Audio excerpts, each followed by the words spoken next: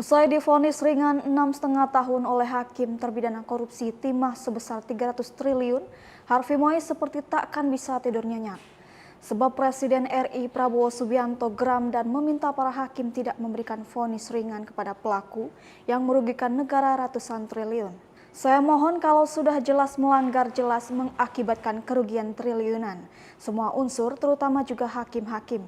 Ya vonisnya jangan terlalu ringan, nanti dibilang Prabowo enggak ngerti hukum. Ujar Prabowo di Musrenbaknas RPJMN 2025-2029 di Bappenas Jakarta Senin 30 Desember 2024. Prabowo pun menyindir setelah vonis ringan jangan-jangan di penjara mereka malah tidur enak. Rampok triliunan ratusan triliun vonisnya sekian tahun, nanti jangan-jangan di penjara pakai AC, punya kulkas pakai TV. Tolong Menteri Permasyarakatan, jelasnya. Maka itu Prabowo menegur Jaksa Agung ST Burhanuddin mengapa belum mengajukan banding. Burhanuddin menjawab bahwa Kejagung akan memilih naik banding.